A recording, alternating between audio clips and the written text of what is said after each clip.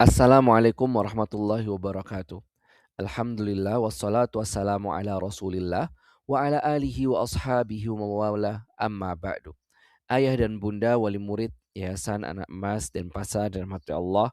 Alhamdulillah pada kesempatan hari ini kita masih diberikan nikmat oleh Allah Subhanahu wa taala, nikmat iman, nikmat sehat sehingga kita dapat bersama-sama mempelajari ilmu ini.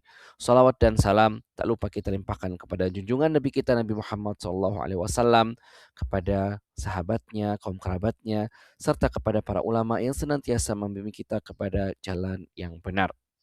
Ayah dan bunda yang dirahmati Allah, masih di dalam momentum Idul Fitri ini, saya mengucapkan taqabbalallahu minna wa minkum shalihal a'mal. Ya, semoga Allah menerima amalan ibadah kita di bulan Ramadan yang lalu dan semoga kita diberikan istiqamah di bulan-bulan setelahnya. Amin ya rabbal alamin. Ayah dan bunda yang dirahmati Allah, sebagai seorang mukmin, kita senantiasa diperintahkan oleh Allah Subhanahu wa taala untuk saling mengingatkan sesama muslim akan ya ilmu-ilmu yang telah kita miliki. Ya, kita dianjurkan untuk saling menasehati. Dan izinkan pada pagi hari ini kita sama-sama untuk mempelajari kembali atau saling mengingatkan tentang pentingnya mengatur prioritas keuangan sebagai seorang muslim. Ayah dan bunda yang dirahmati oleh Allah, realita keluarga muslim saat ini adalah ya khususnya terkait dengan tentang keuangan, ada berbagai macam problematik. Di antaranya misalkan adanya saudara-saudara kaum muslimin yang mana gajinya habis sebelum akhir bulan, atau adanya juga keluarga kaum muslimin yang ternyata belum memiliki dana darurat. Ya, sehingga ya, ketika terjadi kejadian tidak terduga maka tidak memiliki saving money, tidak memiliki dana darurat. Atau juga ada ya di antara kita yang belum memiliki rencana ke depan terkait pendidikan anak buah hati kita. Kemana mereka akan melanjutkan pendidikannya, bagaimana rancangannya. Nah, ini termasuk yang perlu diperhatikan, termasuk masalah ya di dunia keuangan ya bagi keluarga kaum muslimin, sebagian kaum muslimin. Kemudian juga ada juga sebagian dari kita, saudara-saudara kita yang terjebak dalam cicilan ataupun kredit ya. Kredit macet misalkan atau pinjaman online, atau ada juga ternyata di antara kaum muslimin, di antara ayah dan bunda tidak memiliki proteksi ya, dana proteksi baik itu dalam bentuk takaful ataupun lain sebagainya. Maka di sini ayah dan bunda yang dirahmati Allah, sebetulnya masalah yang kita hadapi ini bukan terkait dengan ya, bukan hanya terkait dengan kecilnya penghasilan yang kita dapatkan. Tetapi lebih daripada hal itu adalah karena sebagian daripada kita atau sebagian dari kaum muslimin belum sadar akan pentingnya memiliki skala prioritas dalam keuangan kita. Ayah dan bunda yang dirahmati oleh Allah Subhanahu wa taala, hendaknya kita sebagai seorang muslim harus mengingat tentang harta yang kita miliki ini adalah posisinya sebagai amanah, posisinya sebagai titipan. Di dalam Al-Quran surah An-Nur, di antara penggalan ayatnya Allah menyebutkan bahwasanya wa atuhum mimmalillahi alladzi atakum. Bahwasanya berikanlah kepada mereka dari harta Allah yang telah Dia berikan kepadamu. Di ayat ini Allah tidak mengatakan berikanlah hartamu, tidak, tetapi berikanlah harta Allah yang dititipkan kepadamu. Maka di sini hakikatnya ayah dan bunda mati Allah, bahwasanya harta itu bukanlah milik mutlak kita manusia, tetapi harta itu adalah amanah. Harta itu adalah titipan dari Allah Subhanahu wa taala yang dititipkan kepada kita. Maka jika kita telah menyadari bahwasanya harta itu adalah amanah dari Allah, maka kita harus menyadari, kita harus ingat bahwasanya setiap amanah akan dimintai pertanggungjawabannya. Setiap amanah harus digunakan sesuai rules, sesuai ketentuan, sesuai aturan yang telah ditetapkan oleh Allah Subhanahu wa taala sehingga tidak boleh disalahgunakan. Hal ini juga senada dengan sabda Rasulullah Shallallahu Alaihi Wasallam ketika beliau mengatakan bahwasanya tidak akan bergeser kaki anak Adam di hari kiamat sampai nanti ditanya tentang hartanya. Ya, ditanya beberapa perkara dan poin pentingnya di hadis ini adalah tentang hartanya. Dari mana ia dapatkan dan kemana ia belanjakan. Maka sangat penting sekali. Dua pertanyaan besar yang disinggung oleh Rasulullah SAW yang nanti kita akan dimintai pertanggungjawabannya di yaumul hisab adalah bagaimana kita dapat mendapatkan harta tersebut. Apakah caranya halal atau tidak? Yang kedua adalah bagaimana cara kita menggunakan harta tersebut. Apakah sudah tepat ataupun tidak? Maka di sini ketika kita sudah mengetahui harta ini sebagai amanah, maka kita harus sebagai seorang muslim yang bijak harus berhati-hati dalam mencari dan juga menggunakan harta ini. Ayah dan bunda yang dirahmati Allah, maka hendaknya kita senantiasa merencanakan penggunaan harta ini dengan bijak. Ketika kita katakan bahwasanya kita harus menggunakan harta ini dengan bijak, maka kita harus ingat kembali dengan firman Allah Subhanahu wa taala di Quran surah Al-Isra ayat 29 ketika Allah berfirman, "Wala taj'al yadaka maghlulatan ila 'unuqik wala tabsutha kullal basti fataq'uda maluman mahsura."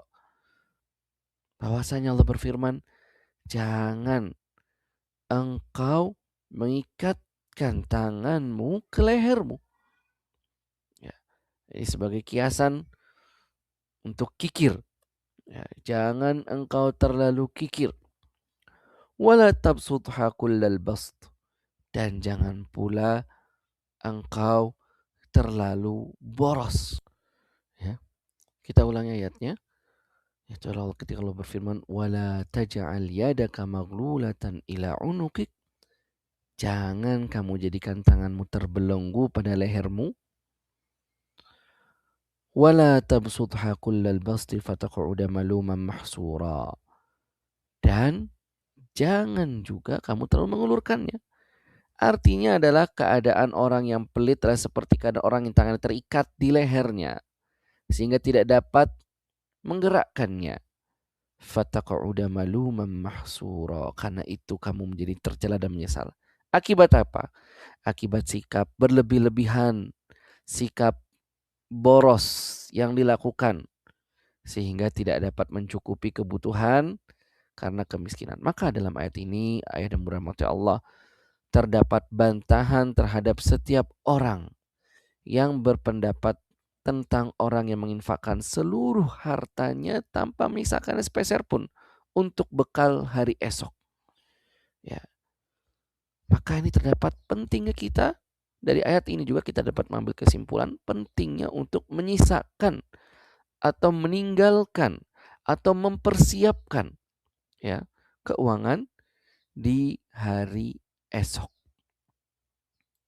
Ya. Saya tampilkan di sini adalah terkait tafsir dari Imam As-Sa'di, ya, Syekh Abdul Rahman As-Sa'di rahimahullah taala.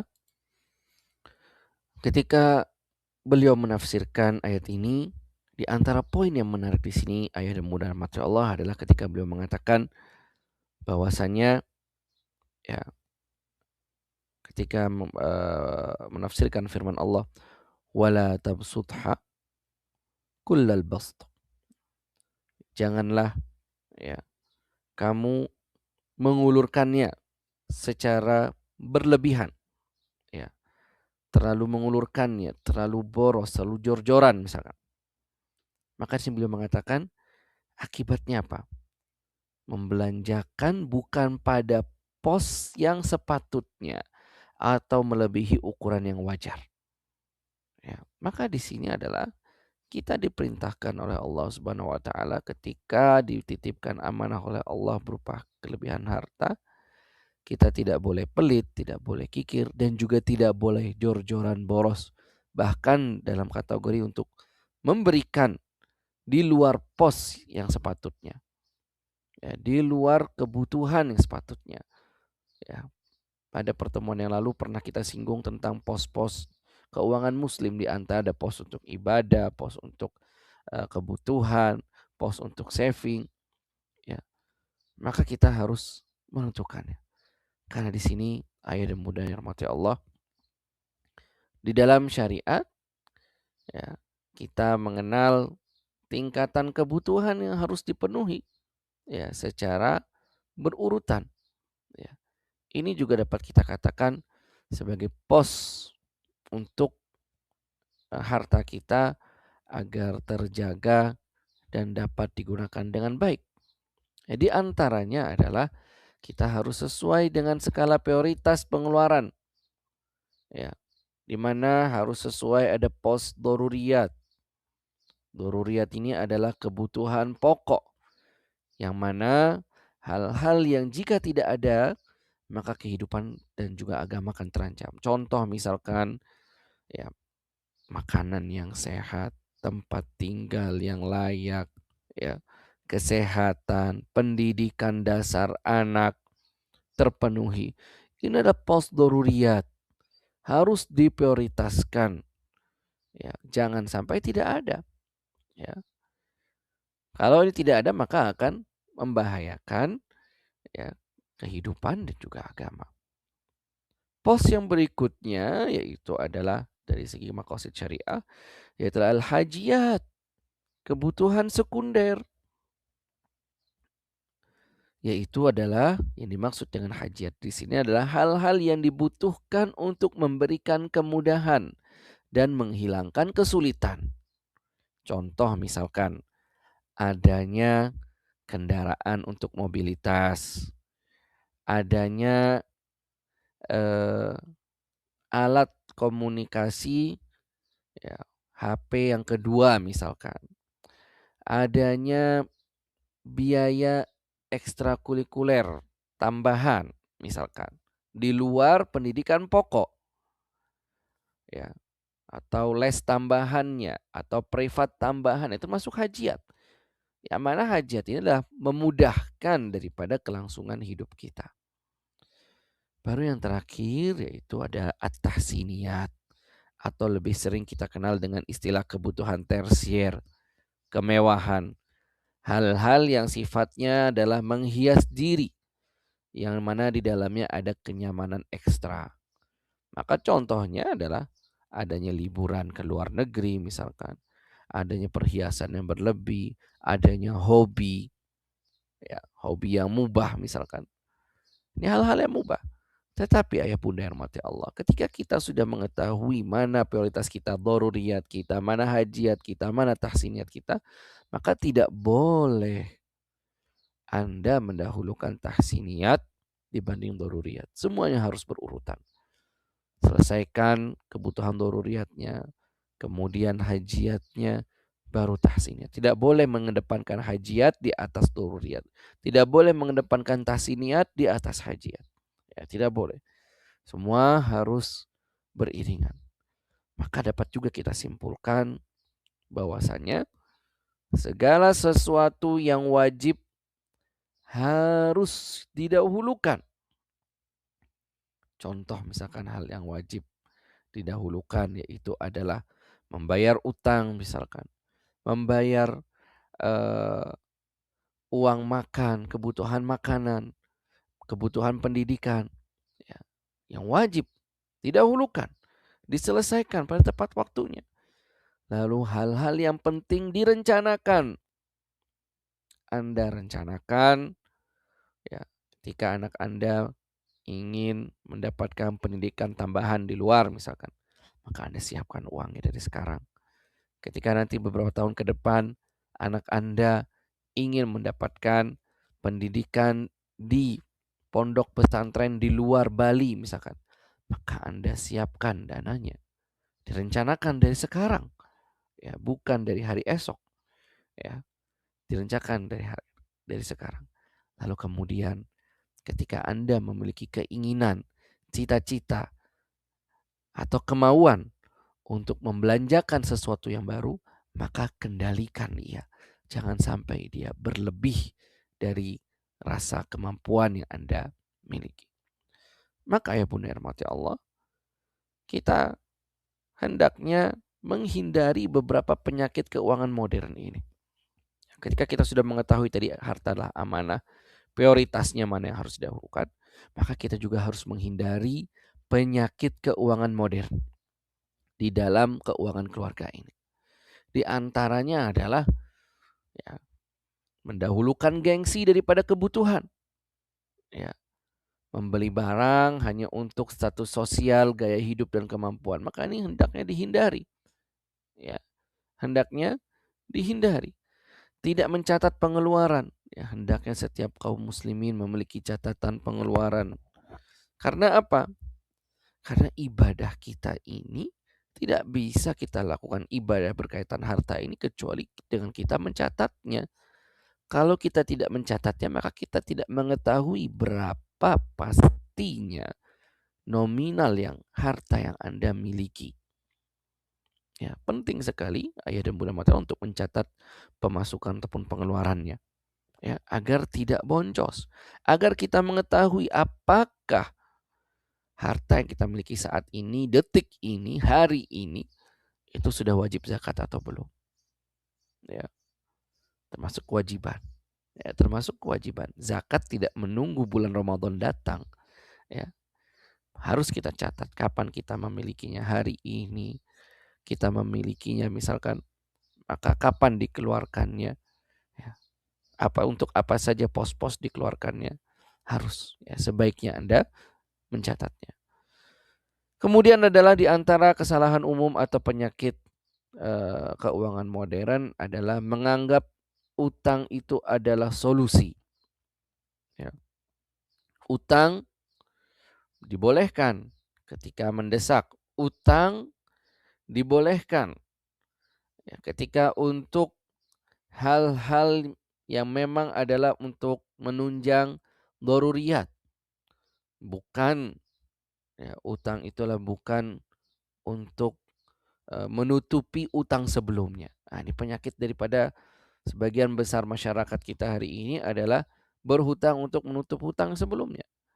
Atau misalkan terjebak dalam riba, memanfaatkan pinjaman online karena terjebak pada investasi bodong yang menjanjikan keuntungan instan. Ya, hati-hati. Ya, tidak ada keuntungan instan, tidak ada utang yang membuat hidup Anda menjadi bebas. Karena namanya sudah berhutang, kita terikat. Ya. Utang bukan solusi, utang itu solusi terakhir. Ya.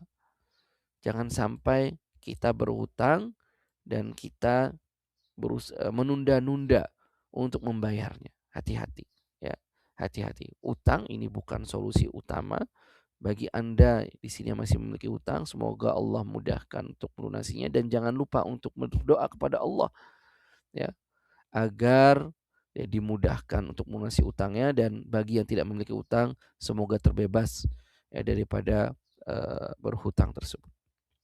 Kemudian ayah bunda yang rahmati Allah, yaitu adalah di antara penyakit juga dalam keuangan keluarga, ya, ini adalah al-israf, berlebih-lebihan, ya, sehingga apa? Sehingga tidak punya tujuan keuangan. Ya. Di dalam agama kita diperbolehkan untuk makan makanan yang enak, untuk menggunakan pakaian yang bagus. Sebagaimana Allah berfirman, "Ya bani Adam khudhu zinatakum," wahai anak Adam, ambil perhiasan kalian inda kulli masjidin, ketika Anda memasuki masjid, wa kulu washrabu wa la tusrifu, Makanlah, minumlah, wala tusrifu. Tapi apa? Jangan israf, jangan berlebihan. Innahu la yuhibbul musrifin. Sesungguhnya Allah itu tidak menyukai orang-orang yang berlebihan.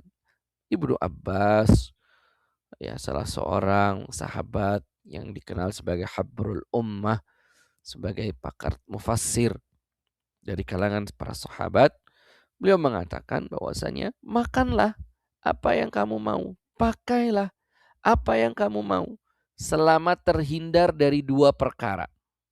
Selama terhindar dari dua perkara. Apa itu dua perkara ini? Adalah israf, berlebih-lebihan, dan juga kesombongan. Ya, artinya Anda mau makan, mau minum yang enak, misalkan pakaian bagus, boleh saja. Tetapi apa? Tapi ingat jangan berlebih-lebihan dan juga jauhi daripada sifat kesombongan. Ya, karena yang namanya israf inilah sehingga kaum muslimin tidak memiliki tujuan yang jelas dalam keuangannya. Yang terakhir adalah menunda-nunda zakat dan sedekah. Kalau Anda memiliki niat baik untuk bersedekah, maka segerakan. Jangan ditunda-tunda. Anda memiliki eh, nisab emas, maka segera keluarkan zakatnya. Jangan sampai tertunda sehingga Anda ya menjadi muslim yang tidak taat.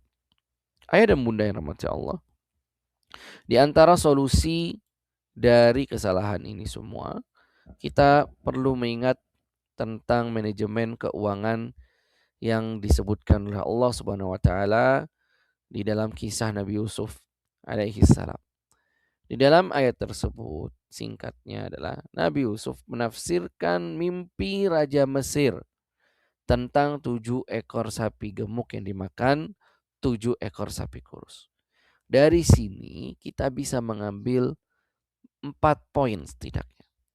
Yang pertama yaitu adalah prinsip kerja keras dan produktivitas.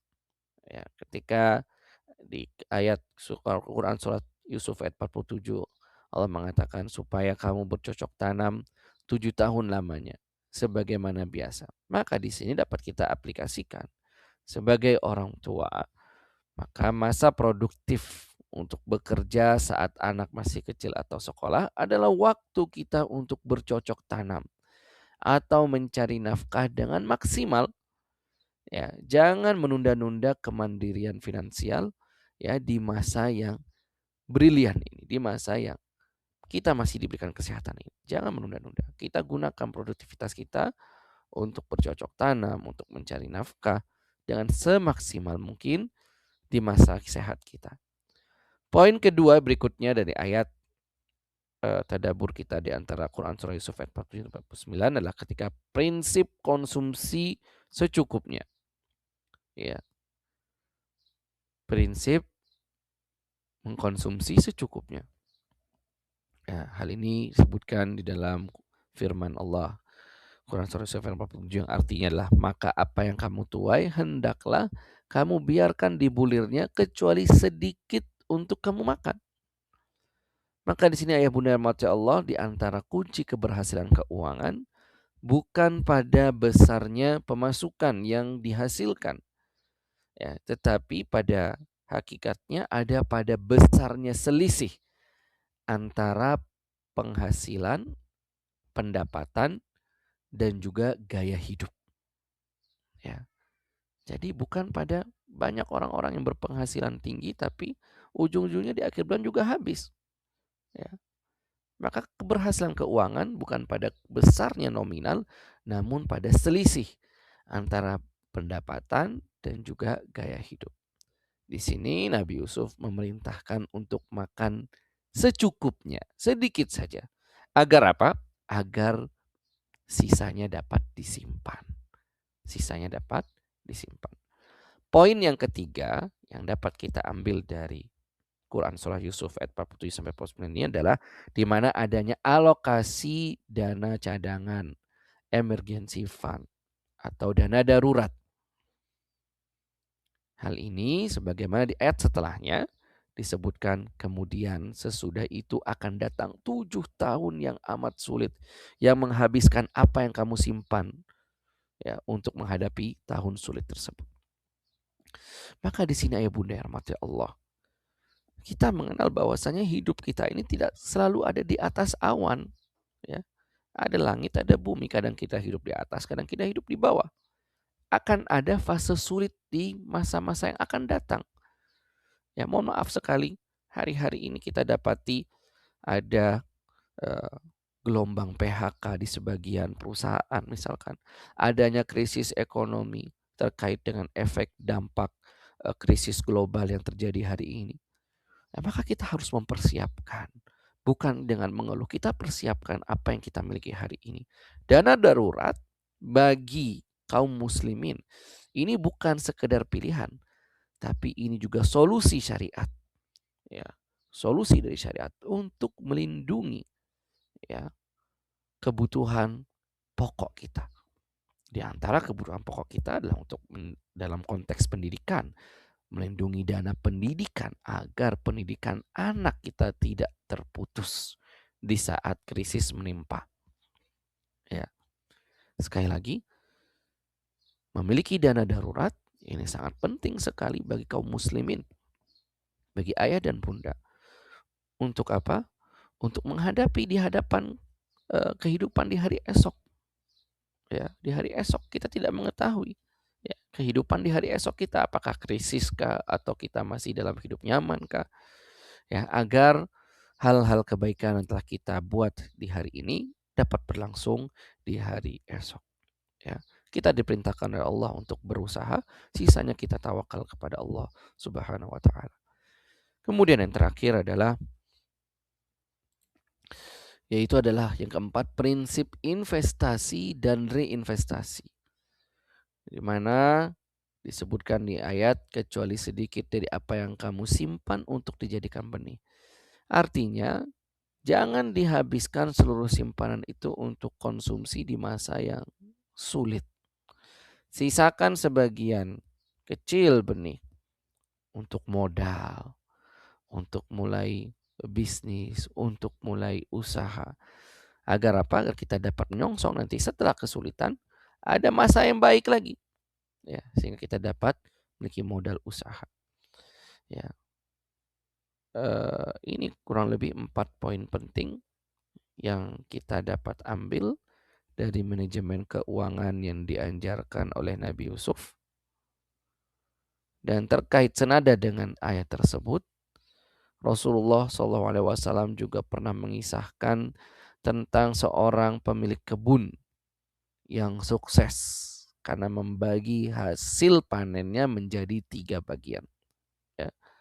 Hadisnya sangat panjang, nanti ayah bunda bisa merujuk ke hadisnya. Saya ingin mengambil potongan hadisnya di belakang, di akhir hadis tersebut, riwayat Muslim hadisnya. Rasul mengatakan, mohon maaf, tukang kebun tadi itu mengatakan bahwasanya saya melihat hasil yang apa yang saya dapatkan darinya dan saya memberi 1/3 sebagai sedekah darinya, ya, untuk saya dan anak-anakku, makan 1/3 darinya dan 1/3-nya saya kembalikan ke dalamnya sebagai investasi. Maka di hadis ini ayah bunda mati Allah, di antara alokasi pendapatan yang dianjurkan di sini adalah membagi 1/3 pendapatan untuk sedekah, 1/3 untuk kebutuhan, dan 1/3 dibalikkan kembali untuk modal usahanya. Ayah bunda yang rahmati Allah, maka poin penting yang ingin saya tekankan di akhir ini adalah bahwasanya ingat bahwasanya rezeki bukan hanya soal jumlah harta, tapi lebih daripada itu adalah tentang soal keberkahan yang ada pada harta kita. Ya. Betapa banyak kaum muslimin yang memiliki sedikit harta namun dia tercukupi secara nominal, dia sedikit misalkan memiliki hartanya, namun berkah, ya, diberikan kesehatan, diberikan uh, kegembiraan dan lain sebagainya. Kemudian ayah bunda yang rahmati Allah, keluarga yang terencana ini adalah kalau perencanaannya terstruktur dengan baik, maka akan memberikan ketenangan di dunia sehingga kita dapat beribadah dengan nyaman. Yang terakhir adalah ini yang perlu diulang-ulang, bahwa saya ingat dalam prioritas keuangan kita harus mendahulukan segala sesuatu yang wajib, yang penting direncanakan, dan berbagai macam keinginan, kemauan segera dikendalikan agar jangan sampai kita terjerumus kepada sifat boros. Demikian ayah dan bunda yang dirahmati Allah, sekedar sharing singkat di pagi hari ini. Semoga bermanfaat. Subhanakallahumma wa bihamdik asyhadu an la ilaha illa anta astaghfiruka wa atubu ilaik. Assalamualaikum warahmatullahi wabarakatuh.